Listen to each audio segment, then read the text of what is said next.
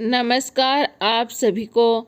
आज की इस वीडियो में मैं लेकर आई हूँ एक शिव भक्त चिड़िया की कहानी। प्राचीन समय में एक नगर में एक सेठ सेठानी रहते थे। उनके पास अन्न धन किसी चीज़ की कोई कमी नहीं थी, लेकिन वो अपने जीवन में कोई धार्मिक काम नहीं करते थे, न ही किसी को कोई दान दक्षिणा देते थे और न ही किसी को कोई भिक्षा देते थे। उस सेठ के कोई संतान भी नहीं थी। जिस जगह पर सेठ का घर था वहाँ पर एक पीपल का पेड़ भी था और उस पीपल के पेड़ पर एक सुंदर चिड़िया का घोंसला बना हुआ था। उसमें एक चिड़िया अपने बच्चों के साथ रहती थी। चिड़िया रोज़ दाना पानी चुगने के लिए नगर में जाती और शाम होते ही वापस आ जाती और जो कुछ लेकर आती अपने बच्चों को खिला देती। चिड़िया रोज़ दाना चुगने के लिए उस सेठ के घर पर भी जाती, लेकिन उसको वहाँ खाने को कुछ भी नहीं मिलता था और वह वहाँ से चली जाती।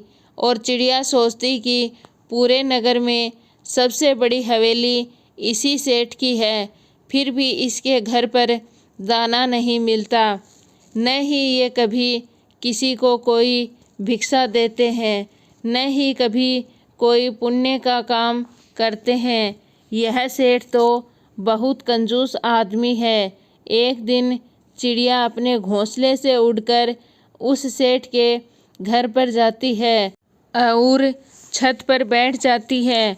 उसी समय सेठ सेठानी बातें करते हैं कि हमारे पास इतनी दौलत है, पूरे गांव में सबसे ज़्यादा धन हमारे पास है, इसलिए इस नगर के लोग भी हमें सेठ कहते हैं। लेकिन हम इस दौलत का क्या करें?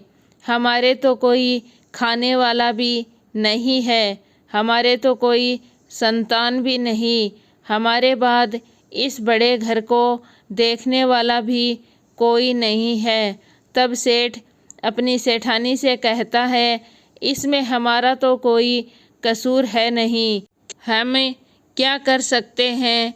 हमारा तो नसीब ही खराब है, शायद विधाता को यही मंजूर था। सेठ कहता है, जब तक हम जीवित हैं अपने इस धन दौलत को आराम से खाएंगे और हमारे मरने के बाद यह जिसके नसीब में होगा वह इसको खाएगा।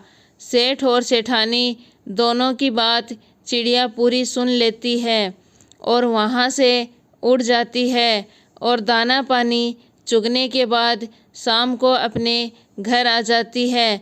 अब चिड़िया रोज़ सेठ के घर जाकर छत पर बैठ जाती और रोज़ सेठ सेठानी की बातें सुनने लगी।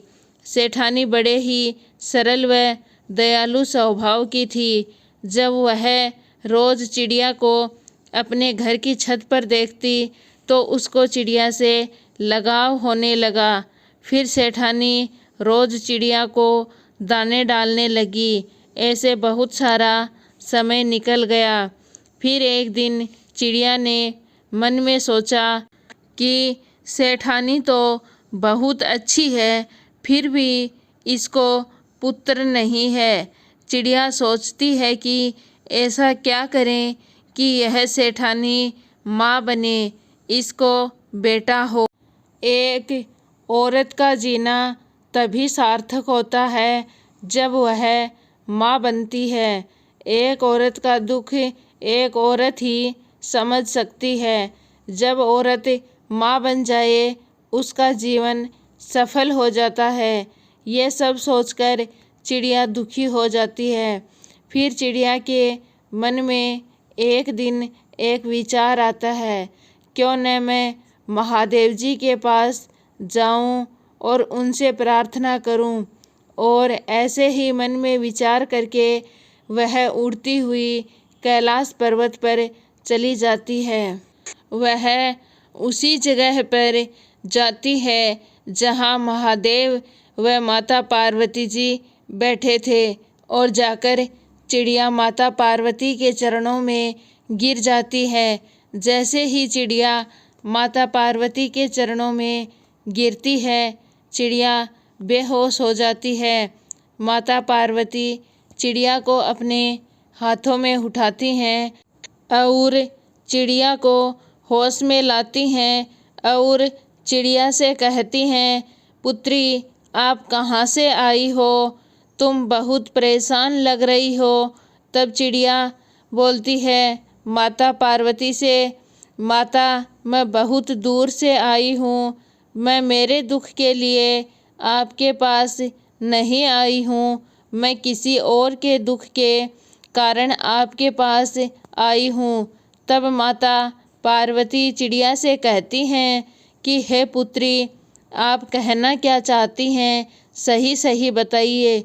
तब चिड़िया कहती है माता पार्वती जहाँ पर मैं रहती हूँ वहाँ पर एक बहुत बड़ी हवेली है और उस हवेली में एक सेठ सेठानी रहते हैं। वह सेठानी बड़े ही सरल व दयालु स्वभाव की है, पर उनके कोई संतान नहीं है। आप उनको संतान के रूप में एक पुत्र दे दीजिए। इतना कहकर चिड़िया फिर से बेहोश हो जाती है। काफ़ी देर के बाद माता पार्वती उस चिड़िया को फिर से होश में लेकर आती हैं और चिड़िया को कुछ दाना पानी खिलाती हैं। फिर माता पार्वती चिड़िया को लेकर महादेव जी के पास जाती हैं और माता पार्वती सारा वृतांत शिव जी को सुना देती हैं। तब शिव जी कहते हैं, हे देवी उनके नसीब में कोई संतान नहीं है। तब माता पार्वती कहती हैं, हे प्रभु उनके नसीब में कोई संतान नहीं है तो भी आपको उनको संतान का सुख देना पड़ेगा। शिव जी माता पार्वती जी को बार बार मना करते हैं और कहते हैं कि हे देवी उनके नसीब में संतान का सुख नहीं है तो मैं कहाँ से दूँ। माता पार्वती जिद पकड़कर बैठ जाती हैं और कहती हैं कि यह चिड़िया बहुत दूर से भूखी प्यासी आशा करके आई है कि हम इसकी मदद करेंगे। हम अब इस चिड़िया को निराश तो नहीं कर सकते ना। और पार्वती जी शिव जी से बार बार आग्रह करने लगी। तब शिव जी कहते हैं, ठीक है देवी, लेकिन वो लोग न ही कोई धार्मिक काम करते हैं और न ही किसी को कोई दान दक्षिणा देते हैं, न ही कोई पुण्य का काम करते हैं।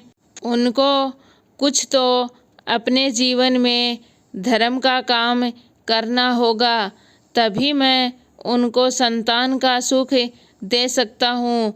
इतना सब सुनने के बाद चिड़िया शिवजी और माता पार्वती जी को प्रणाम करके उड़ती हुई वापस अपने घोंसले में आ जाती है और उसके 9 महीने के बाद उस सेठ और सेठानी को एक सुंदर पुत्र की प्राप्ति होती है।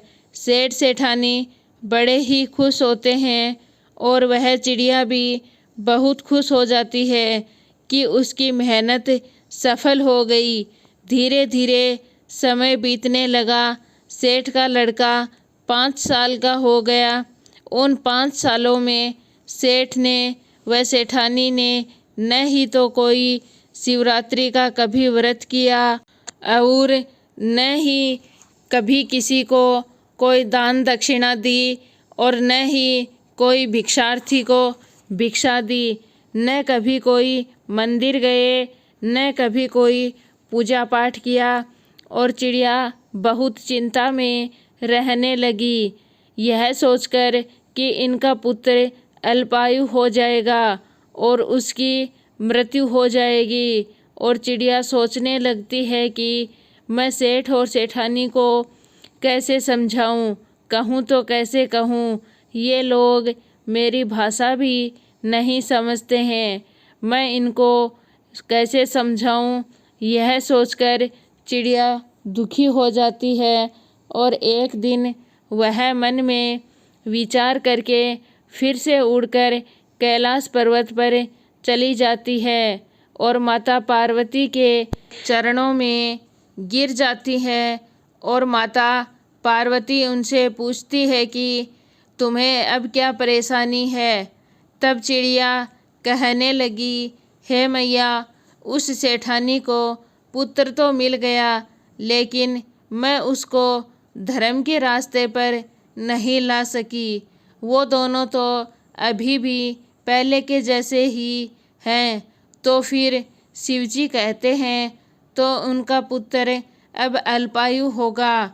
और फिर चिड़िया माता पार्वती से कहने लगी, नहीं मैया, उनका पुत्र दीर्घायु होना चाहिए। और बार बार माता पार्वती से आग्रह करने लगी। यह सब देखकर माता पार्वती चिड़िया को कहती हैं कि पुत्री, आप शांत हो जाओ। फिर चिड़िया कहती है, माता, मैंने अपनी तरफ से पूरी कोशिश की, लेकिन मैं उनको न ही तो मेरी भाषा समझा सकती और मैं कैसे समझाऊं उनको। आप कृपया करके उनके घर पर पधारें और उनको धर्म के मार्ग पर लेकर आएं। दूसरे दिन शिवरात्रि थी। शिवजी और पार्वती जी उस सेठ के घर साधु का भेष बनाकर आए और उनसे कहने लगे, हम बहुत भूखे हैं, हमें खाना खिलाओ। अगर आपने हमें भोजन नहीं करवाया तो मैं तुझे श्राप दे दूंगा। क्योंकि उनको पता था कि सेठ ने कभी भी किसी भिक्षार्थी को भिक्षा नहीं दी थी। श्राप की बात सुनते ही सेठ सेठानी दौड़कर भीतर आए और साधु रूपी महादेव व माता पार्वती को तरह तरह के पकवान खिलाने लगे और उनकी बहुत सेवा भक्त की। और फिर सेठ सेठानी दोनों साधु रूपी महादेव के पैरों में गिर गए और कहने लगे, आप मुझे श्राप नहीं देना।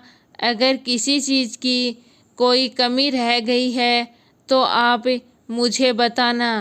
तब महादेव जी कहते हैं कि गलतियां तो आपने बहुत की हैं, पूरे जीवन में गलती ही की है और अभी भी आप गलतियां ही करते जा रहे हो। ऐसे ही गलती करोगे तो तुम्हारे पुत्र पर घोर संकट आने वाला है। ये बुढ़ापे में जो पुत्र मिला है, ये तुम्हें तुम्हारे कर्मों के कारण नहीं मिला। यह तो इस पीपल के पेड़ में जो ये चिड़िया रहती है उसके कारण मिला है। इस वातावरण के बीच वो चिड़िया भी वहाँ पर आ गई।